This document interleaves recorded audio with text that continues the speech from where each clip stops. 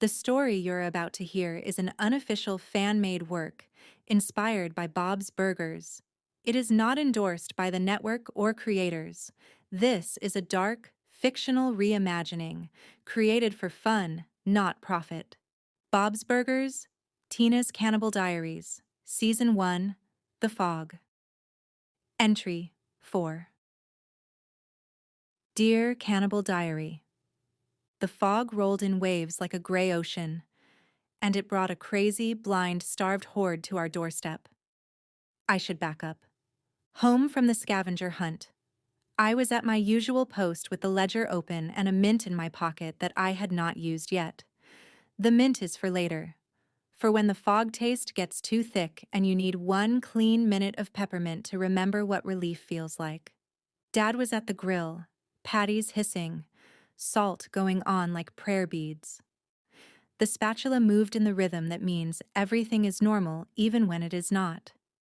Mom was warming up her voice in the corner. Gene was testing his pans with 2 wooden spoons, trying to find the note that sounds like courage. Louise was checking traps by the back door, her bunny ears sharp against the gray light from the window. The line outside had formed. 30 people maybe. Fog-faced and patient. They know the rules. They wait. We serve. Nobody rushes. Rushing gets you killed or locked out. And that's when we heard it. The screaming is closer now. Much closer. Not one voice. Hundreds.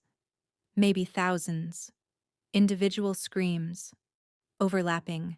Rising and falling like a choir that forgot the hymn and just kept singing anyway.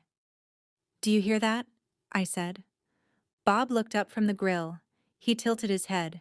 He has good ears. He can hear a timer go off 3 rooms away. He can hear when the oil is wrong just by the pitch of the sizzle. He heard it. Yes, he said. Louise stopped. Jean put the spoons down. Linda's scales trailed off into nothing. The screaming sounds got louder. It was not coming from one direction. It was coming from everywhere. The fog does that. It bends sound. It makes a whisper from across the street sound like it is inside your ear. It makes a scream from 2 blocks away sound like it is on the roof. But this was different. This was not the fog playing tricks. This was real. This was close. I went to the window and looked out at the line. The people in the line heard it too. They were turning their heads, looking around. Some of them pulled their scarves up higher. And then I saw the fog move in fast. It was rolling in, not drifting. Rolling. In waves. Like the ocean when it decides to come up the beach and take something back. The gray came in thick and fast, and it did not scatter. It formed shapes. Channels. Clear paths cutting through the murk like someone had drawn lines with a ruler. All the paths pointed at our neon sign and front door. The line outside started to break apart. Some people ran. Some people pressed closer to our door. Some people just stood there because they did not know what else to do, and standing still felt safer than moving. Louise was already at the door. She looked through the glass. Her face did not change, but her hand went to the bolt. "How many?" she said. I looked past the line, into the fog where the paths were opening. Shapes, moving fast, not walking, stumbling, running, crawling, coming through the fog like water through a broken dam. "Too many," I said. Bob turned the grill down, but he did not turn it off. The grill does not go off. That is the rule. That is the altar. "Get everyone inside," he said. His voice was calm. His voice is always calm. Now. Louise unlocked the door and pulled it open just enough. The people in the line pushed forward. Not violent, just desperate, just human. She counted them as they came in. 30 inside max, she said. Lock it after. Some customers got in. I recognized faces. Hugo was there with his clipboard pressed to his chest like a shield. Mr. Fishoder was there in his cape, leaning on his cane and smiling like this was theater. Teddy was always there with his battery frame strapped to his back, breathing hard, saying, for Bob, under his breath like a mantra. Some customers did not get in. I watched them through the window. They ran, some toward the docks, some toward the wharf, some just into the fog because panic makes you stupid and the fog does not care. Louise slammed the bolt home. The door was locked. The people inside pressed against the walls and the booths and each other. The room smelled like wet wool and fear and onions. Linda stopped warming up her voice. She just started singing. No introduction, no announcement. Just the hymn. The one about standing still while the world does not. Her voice was strong and a little off, and everyone in the room stopped moving and listened. And then the horde hit. It sounded like water, like a wave crashing against rocks. I went to the window. I should not have looked. I looked anyway. Faces. Hundreds of faces pressed against the glass. Hands. Mouths open. Eyes wrong. Not dead eyes. Not monster eyes. Just eyes that had seen too much fog and not enough food and had stopped seeing anything else. The screaming was so loud it made my teeth hurt. They were not attacking. They were pressing, reaching, trying to get in, trying to get to the grill, to the smell of cooking meat, to the neon sign that promised food and light and something other than gray and hunger. I recognized some of them. Choo-choo. He had no shirt. His ribs showed through his skin like ladder rungs. His eyes were milky white, fogged over, blind. He was screaming with his mouth wide open and his hands clawing at the glass, and I realized I had never heard his voice since the fog came. Not once in 5 years. And now I would never forget it. Other faces too. People from evacuated zones. People from the park with pond mud on their clothes and their hair. People I did not know, but who looked like people I might have known before the fog made everyone look the same. They were not zombies. They were not infected. They were just starving. Just desperate. Just human. Fog drowned. That made it worse. "We can't let them in," Louise said.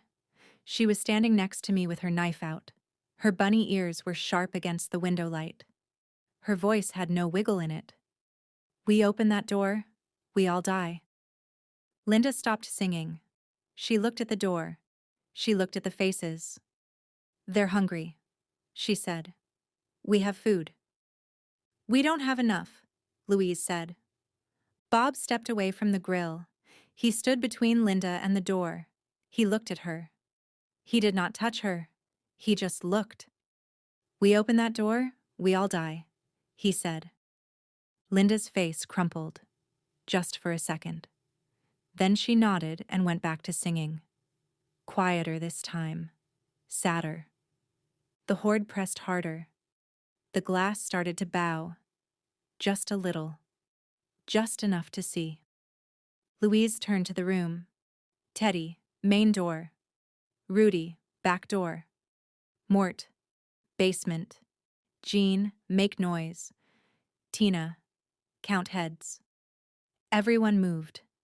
Teddy took his position by the front door with the battery frame on his back like armor. Rudy appeared from somewhere with his scarf pulled up and his inhaler on a string around his neck. He took the back door. Mort went to the basement door and locked it from the inside. Jean grabbed his pans and started making noise. Not music, just rhythm. Loud, disruptive, confusing. I started counting. 12 patrons who made it inside before the lock. Hugo, Fishoder, Teddy, Mort, Rudy, Jean, Louise, Linda, Bob, me. 21 people inside. Hundreds outside. The math did not work. The math would never work. Louise was right. We could not save everyone. I put a mint in my mouth. It tasted like blood before it tasted like peppermint. And then I saw Jimmy Jr. He was across the street. At Pesto's. Their window was already broken and restaurant overran. I could see shapes moving inside. The horde had hit them first. He was outside, running, stumbling through the horde toward our alley. His shirt was torn. His face was bleeding. His butt was still perfect. Blood does not change geometry. I did not think. I moved. I went to the back door where Rudy was standing. I grabbed the bolt. "Don't," Rudy said. "I have to," I said. "Tina." I opened the door. Just a crack. Just enough. Jimmy Jr. saw the opening. He ran. He hit the door with his shoulder and fell through. I grabbed his arm and pulled him in and tried to slam the door, but it was too late. 3 starving horde members slipped in with him. Real people, but gone. Eyes fogged white, hands grasping, mouths open and screaming. Rudy slammed the door behind them. The bolt clicked home.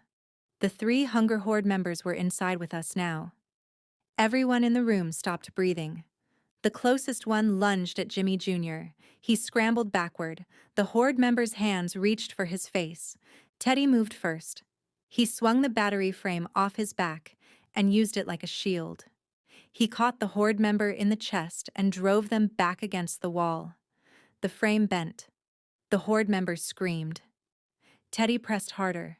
He was crying, tears running down his face, saying, I'm sorry for Bob," over and over again, while he crushed a human being against the wall with a metal frame full of dead car batteries. The Horde member stopped moving. Teddy let go. The body slid to the floor. Teddy turned away and threw up and cried.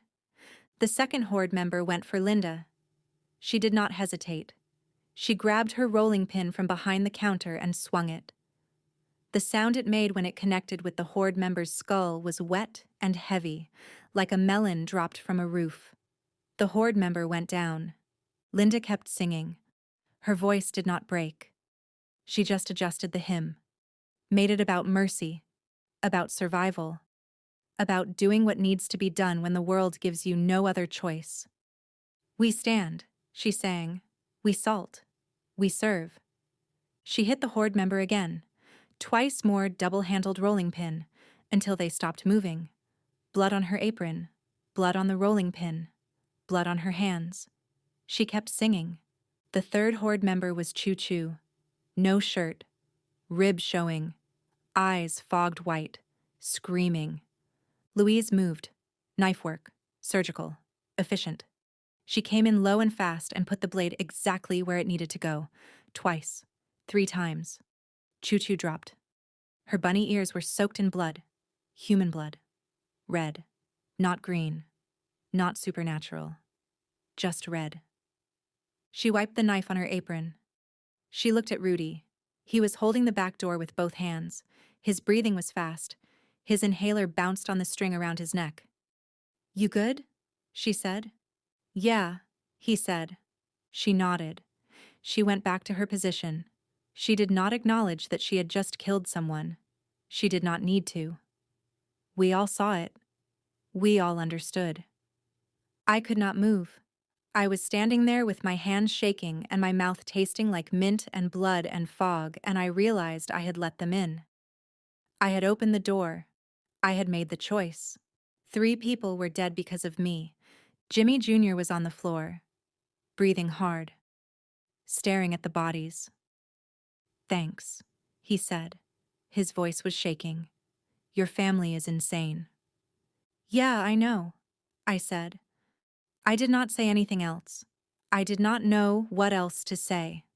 The ledger was on the counter, closed. I could not write. Not yet.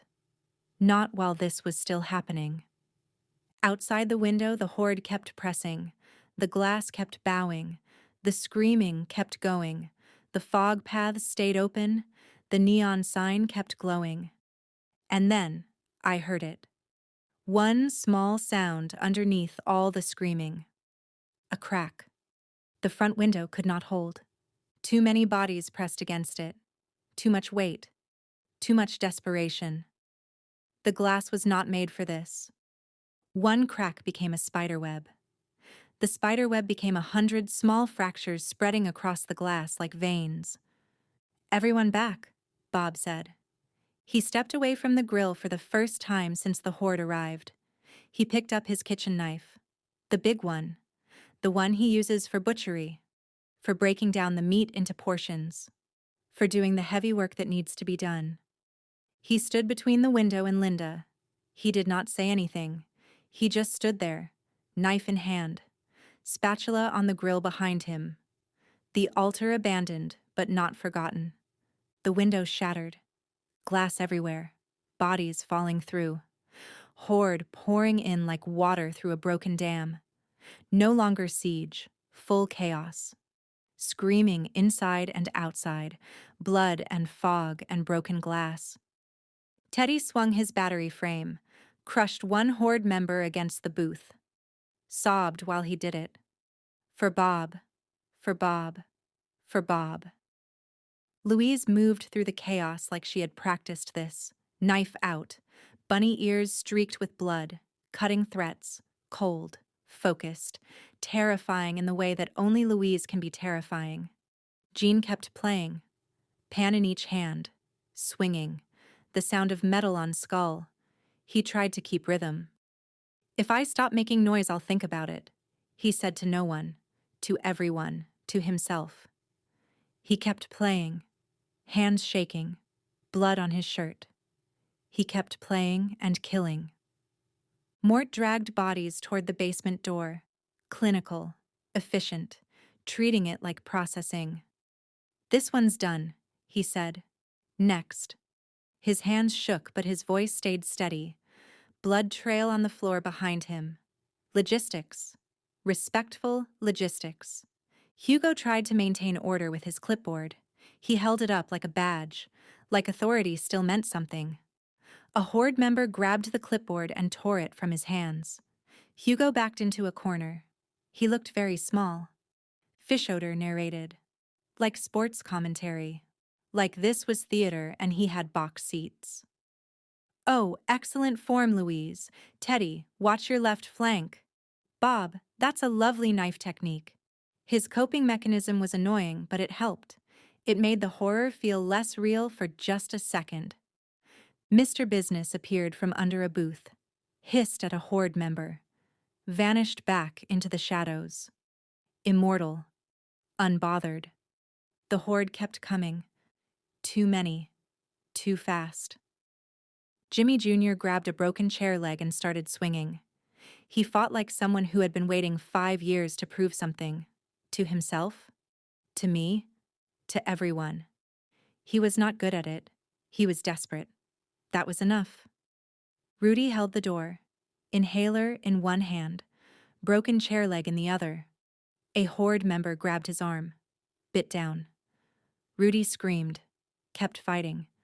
Breathing exercises between swings, blood running down his arm. He kept fighting. I grabbed the fire poker from the grill stand. It was still warm. I held it with both hands. A horde member came at me, hands reaching, mouth open, eyes fogged. I hesitated. Then I did not hesitate. I drove the poker through their chest. The resistance was wrong, softer than I thought, harder than I wanted. Blood sprayed. On my hands, on my face, on the ledger. The horde member dropped. I looked at their face. I did not recognize them. That was worse. That meant they could have been anyone. Someone's neighbor. Someone's dad. Had a life before the fog made everyone into just mouths and hunger.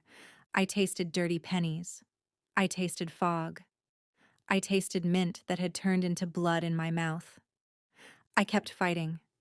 Bob was at the center of it. He moved like he was breaking down a carcass. Clean cuts. Procedural. No wasted motion. The kitchen knife went exactly where it needed to go. Horde members fell. He did not stop. He did not slow down. One of them was bigger than the others. No shirt. Covered in scars. Moving with more purpose. more focus. Choo-choo's dad. He came at Bob with his hands out and his mouth open and his eyes fogged white. Bob did not hesitate. He stepped into the attack, used the knife, cut him. Once, twice, 3 times, clean cuts, butchery technique. The kind you learn from years of breaking down meat. Choo-choo's dad kept coming. Bob grabbed him, pulled him close, drove the knife in one more time, held it there, looked at his face. "You want meat?" Bob said. His voice was flat. Not heroic, not cruel, just flat. "Get in line." He pulled the knife out. Choo-choo's dad dropped. Bob looked at the grill, at the patties still sizzling, at the spatula waiting. He dragged Choo-choo's dad toward the grill. Mort helped. Together they lifted him onto the counter. Bob picked up his knife, the butchery knife, the one for portioning. He worked fast, efficient, clinical. This was what he did. This was what he had been doing for 5 years. The only difference was, the body was fresh, still warm, ground meat on demand. Minutes later, he was flipping fresh patties. Real fresh. The smell filled the room. Everyone who was still standing stopped for just a second. Looked at the grill. Looked at Bob.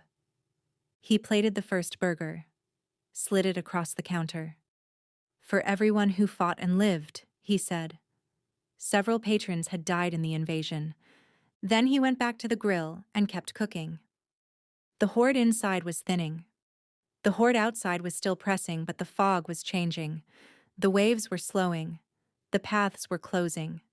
The screaming outside got quieter, not because they stopped, because they were moving away, dispersing, losing direction. The fog paths closed. The tide pulled back. The room was very quiet. Bodies everywhere. Blood everywhere. Glass everywhere. The smell of fog and fresh cooked meat. 12 patrons had made it inside before the lock. 8 did not make it.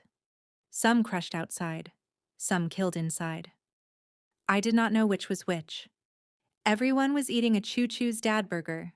Mine had ketchup. Jimmy Jr. was sitting against the wall, covered in blood, traumatized, alive. Rudy was holding his arm where the bite was, breathing, functional, alive. Teddy was crying, hands shaking, battery frame bent, alive. Louise was wiping her knife, bunny ears soaked, face blank, alive.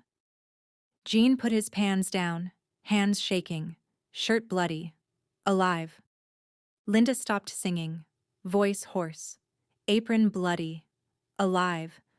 Bob was at the grill, wiping blood off his spatula with a dish towel, plating burgers, alive. Everyone had blood on them. Everyone. Hugo was in the corner, clipboard gone, staring at nothing. Fish odor was still standing, still smiling. "Riveting," he said. "Absolutely riveting." Mr. Business emerged from under the booth, licked his paw, totally immortal. Outside, bodies were piled in the street. Crowd crush. Not combat. Just physics. Just too many people in too little space with too much fog. Inside, Mort was in the basement, working. The sound of water running, the sound of work being done. The window was broken. The door was locked. The grill was still on. Bob plated a burger, walked it over to Teddy, set it down in front of him. "Enjoy extras for my best friend," he said. Teddy looked at the burger, picked it up, started crying and eating. Bob patted his shoulder, went back to the grill. I sat down. I picked up the ledger. My hands were shaking. I opened it. Blood on the pages. My blood. Their blood. Fog wet and sticky. I started writing. After the eating part, there was the dragging part. Teddy and Jean just grabbed what was nearest and started hauling bodies toward the basement like the restaurant had turned into a kitchen again, and this was just another kind of prep. Wrists, ankles, shirts, whatever held. Skin squeaked on tile. Shoes caught on chair legs. Every few feet there was a soft head bump thud that made my stomach do a small flip. Teddy's face was wet and red. Jean's mouth was open like he was about to make a joke and couldn't find one that wouldn't break him. Louise didn't help at first. She stood in the middle of the room like a traffic cop with a knife, pointing, making sure nobody tripped, making sure the living didn't get mixed in with the dead. She was the only one who looked like she could do this forever. Mom dragged bodies too, apron still on, hair stuck to her forehead with sweat and fog. She didn't sing anymore. She just breathed hard and said small practical things like, "Watch your fingers," and "Don't slip," and "Okay, okay, okay," like she was talking a kid through a haircut. She hauled one down the stairs with Teddy on the other end and didn't flinch when the body hit the first step wrong and made that hollow bang that sounded like a door closing somewhere inside my brain. The basement door stayed open. It's usually closed. It's usually a line I don't cross. With it open, I could hear everything. The heavy drops. The wet movements. The short, ugly sounds that mean Mort is doing the part we pretend not to think about. There were hacks too, quick, controlled, not dramatic, like chopping wood. Except it wasn't wood, and I knew exactly what it was. The noises came up the stairs and into my teeth. They made the air taste like metal. I sat at the counter with the ledger open and my pen ready, and I couldn't make my hand move. I could write "returned" as a word. Jimmy Pesto Sr. hovered near the broken window. He watched Teddy drag bodies and looked like he wanted to say a mean sentence and couldn't find one that fit the new world. Jimmy Jr. helped without looking at me. He grabbed ankles. He dragged. He didn't talk. He kept his face turned away from the basement like if he didn't see it, it wouldn't be real. I wanted to tell him I understood. I wanted to tell him I didn't. I stayed frozen, watching the door like it was watching me back. Dad finally noticed I wasn't moving. He came to my side, not touching me, just close enough that I could feel him there. He looked past me at the grill, at the trays, at the bodies that weren't bodies anymore. They were meat inventory. "We have too much now," he said, and his voice was upset in a way that wasn't about death. It was about spoilage, about waste, about the math he always does. "It'll go bad. We can't—" He stopped because he didn't want to say, "Throw it out." Nobody throws it out. Louise answered for him, eyes already on the street. "Then we don't let it go bad." Mom wiped her hands on her apron like the apron could absorb reality. "We tell the line," she said. "Double portions. 2 days. We clear it." Dad nodded once, sharp, like a decision in a crisis, like a rule. "Spread the word," he said, and it sounded insane because it was insane, and also it sounded like the only sane thing in the room. "Double portions next 2 days. We don't waste." I put the mint in my mouth even though I didn't earn it. Peppermint hit first, then blood. Then the basement sounds rose again and I realized my clean minute was already over. Entry 4. I listed the family. All bloody. All alive. I listed the lost. Names if I knew them. Descriptions if not. 8 customers. Gone. I listed survivors. Jimmy Jr., shaking. Rudy, bit. Patrons, 12. I could not list the horde, too many, too anonymous, too human. I wrote special notes, private codes. Choo-choo and Dad, returned.